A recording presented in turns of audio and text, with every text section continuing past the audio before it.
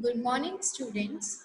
So, in previous session, we started with chapter number 4, which is arithmetic and logical instruction and programs related to it.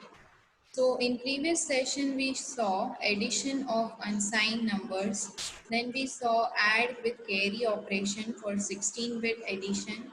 Then we saw BCD number system and how to perform BCD addition using decimal adjust for accumulator. Then today we are starting with subtraction of unsigned numbers. In microprocessor there are two different kind of instruction for subtraction, which is SUB and SUBB, normal subtraction and subtraction with borrow. But in 8051 we have only one single instruction, which is SUBB. SUBB stands for subtract with borrow instruction. Here in 8051, extra adder circuitry is used to perform subtraction.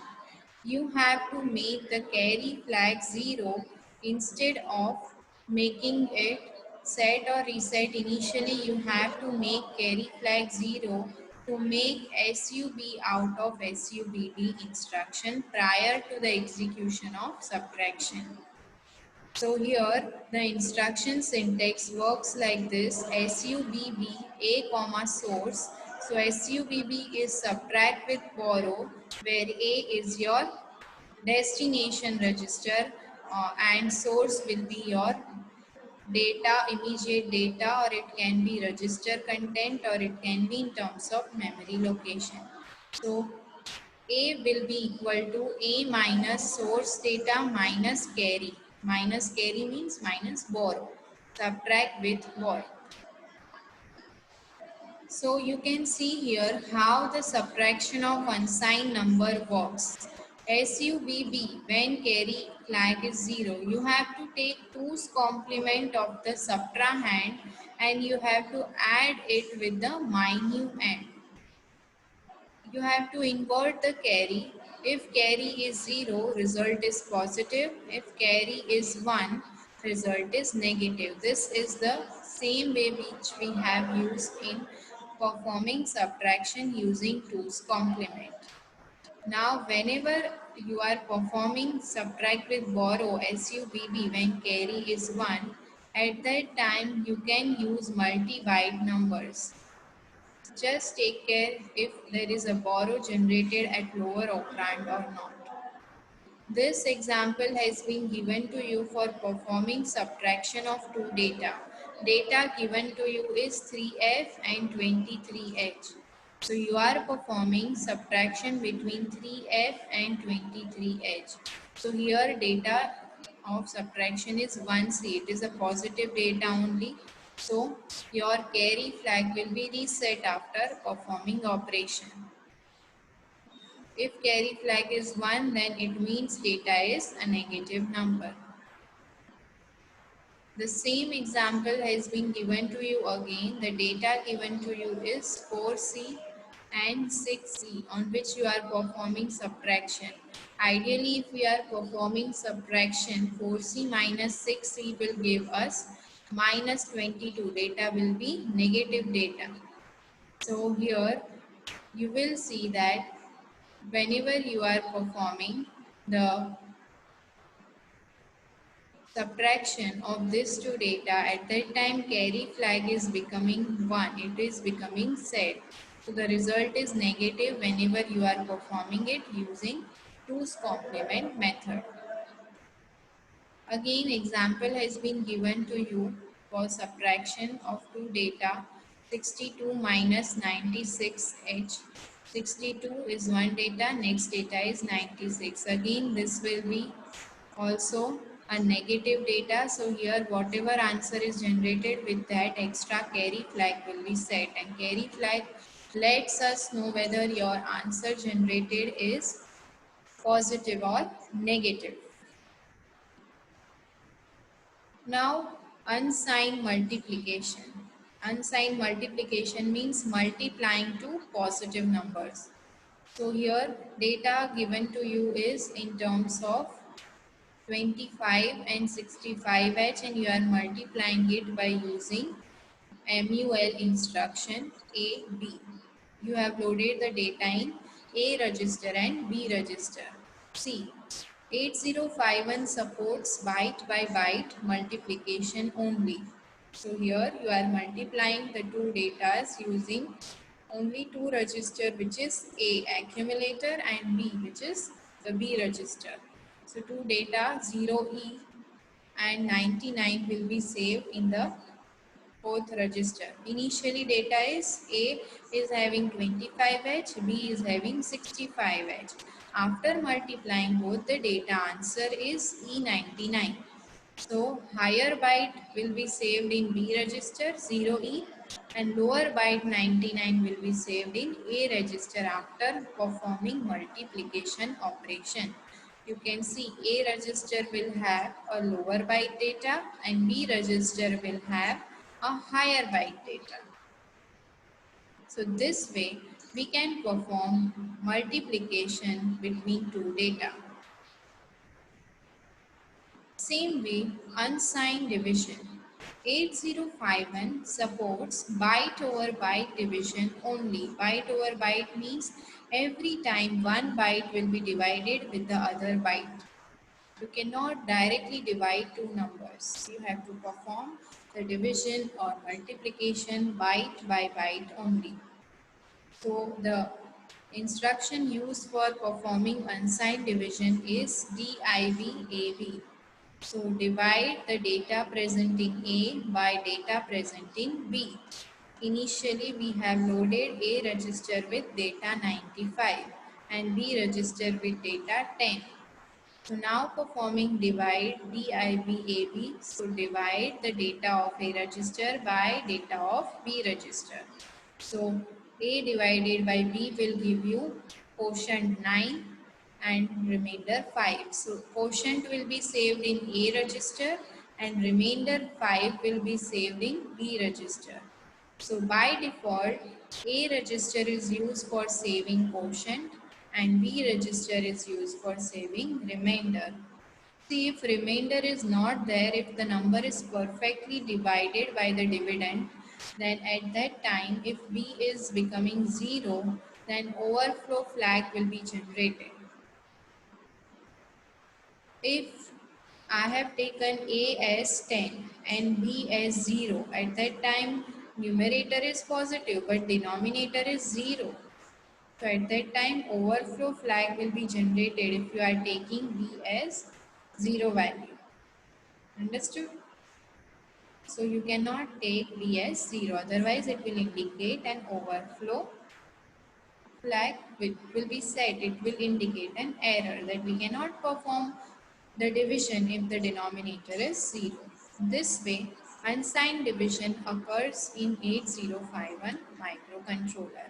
The syntax used for division is DIV AB. This is the example for performing division. In this, you have to write program to get a hex data in range of 0 to FF, and you have to take data from port 1 and you have to convert it to decimal and you have to save the data at R7, R6 and R5. Data present at port 1 is FDH. So initially you will load A register with 0FF. You have to take a data from 00 to FF, so maximum range is FF. Now at port 1 you have to load that data, which is FF.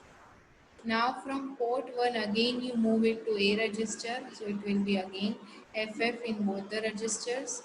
Now in B register you keep the data 10 because 10 times you have to divide it into 10 because you have to convert the hex data into decimal, and any number you want to convert into decimal you have to divide it by that number.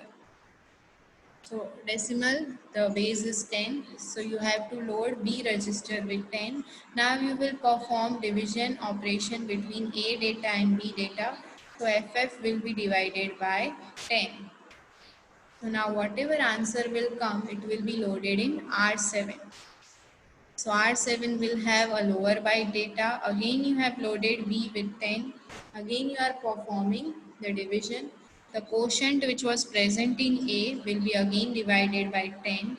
So that data will be present in B as a remainder. It will be loaded in R6, and whatever quotient is generated after division, you will load it in R5.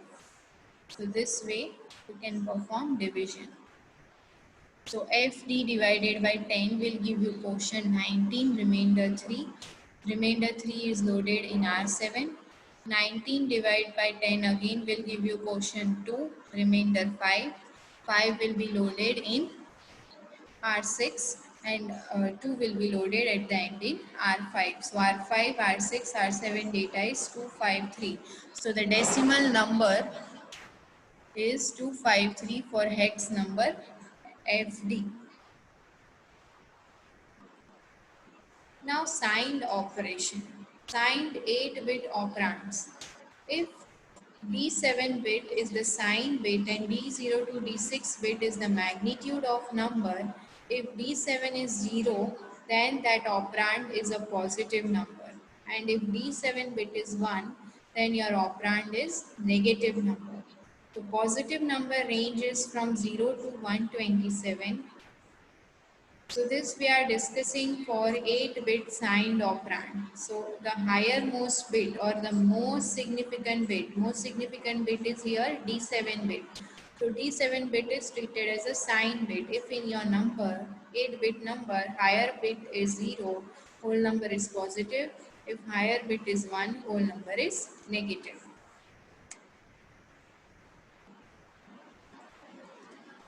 So these are the examples for 8-bit signed operands.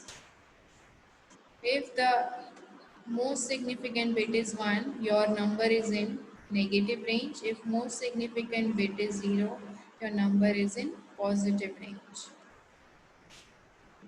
These are the examples of how to represent negative or sign numbers in terms of hexadecimal numbers.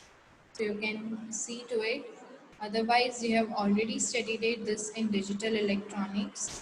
Let's see one example. If you have a number -5, if you have a positive number +5, you can simply write 8-bit data as 00000101.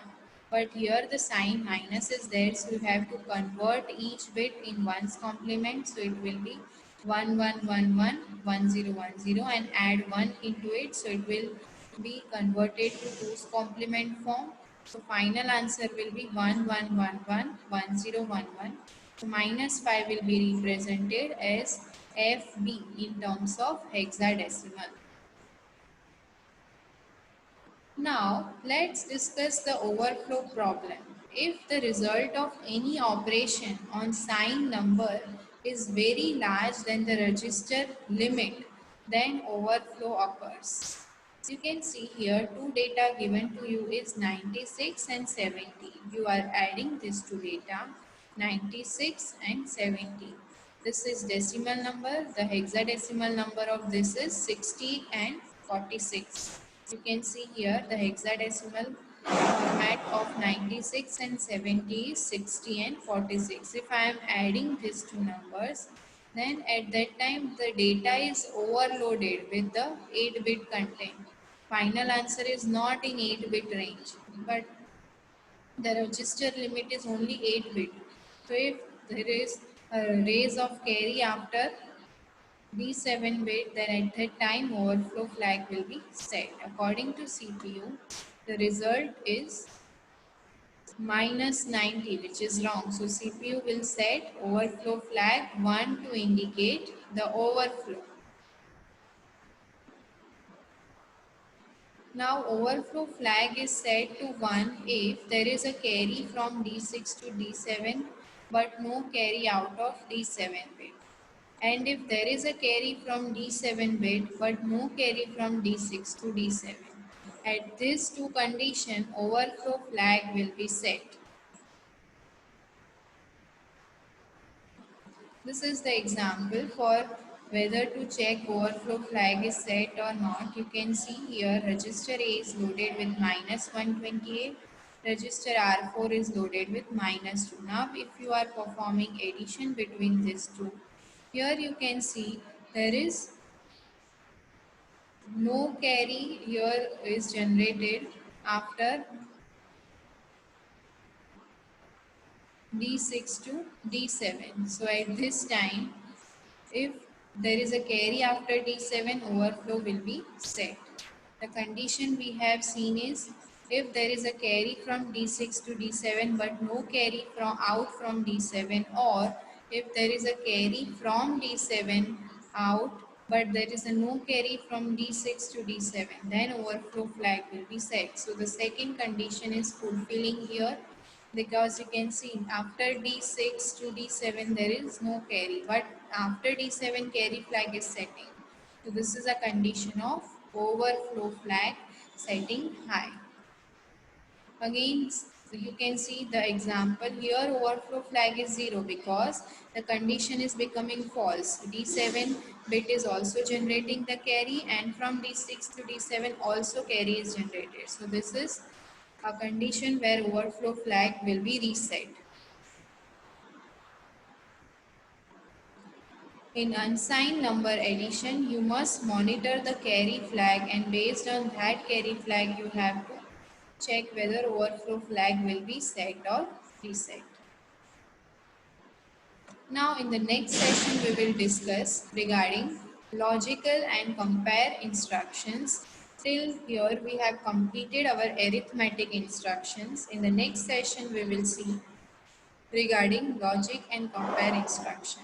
Thank you.